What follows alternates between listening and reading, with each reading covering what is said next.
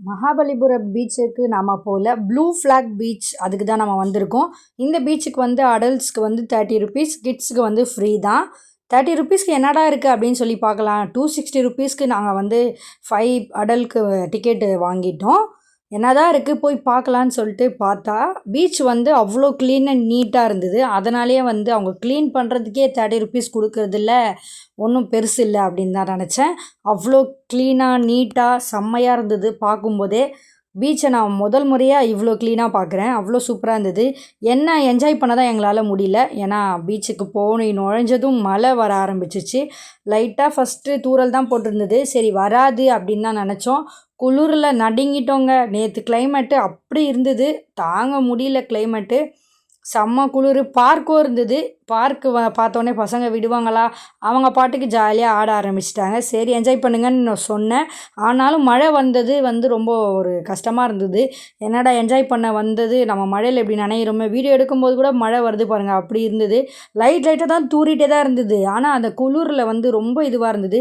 பீச்சுக்கு போயே ஆகணுன்னு ரொம்ப இவங்க பசங்க ரொம்ப ஃபோர்ஸ் பண்ணாங்க.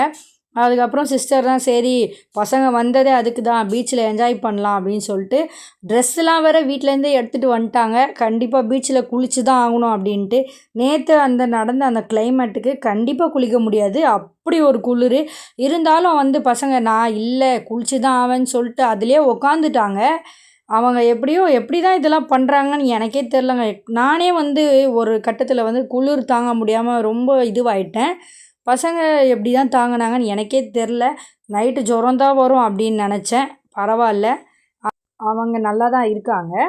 சரின்னு நம்மளும் பீச்சை ஒரு தனி லுக்காக பார்த்துட்டே இருந்தோங்க. வந்ததுக்கு பீச்சில் காலையாவது நினச்சிட்டு போகலாம் அப்படின்னு சொல்லிட்டு தான் நான் காலை மட்டும்தான் நினச்சேன்.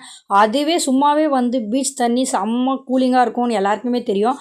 இதில் மழை வேறு வருது, குளிர் வேறு இருக்குது, இன்னும் தாங்க முடியல. பீச் தண்ணி வந்து இன்னும் வந்து ரொம்ப கூலிங்காக இருந்தது. அந்த பிளேஸ் எனக்கு ரொம்ப பிடிச்சிருந்ததுங்க. நான் போன பீச்சிலே one of the best beach அப்படின்னு தான் சொல்வேன். அங்கே பாருங்கள் அந்த மணல்லேருந்து செம்மையாக இருந்ததுங்க. அவ்வளோ நீட் அண்ட் க்ளீனாக அந்த தண்ணியும் அவ்வளோ சூப்பராக இருந்தது பார்க்கும்போதே. நெக்ஸ்ட் டைம் பீச்சுனாலே ப்ளூ ஃப்ளாக் பீச் தான் முடிவும் பண்ணிட்டேன். இதோட நம்மளுடைய மகாபலிபுரம் சீரீஸ் முடியுது. இவ்வளோ நேரம் நம்ம வீடியோ பார்த்ததுக்கு ரொம்ப ரொம்ப நன்றி. தேங்க்ஸ் ஃபார் வாட்சிங். நம்ம நெக்ஸ்ட் விளாகில் பார்க்கலாம். Tata, bye bye.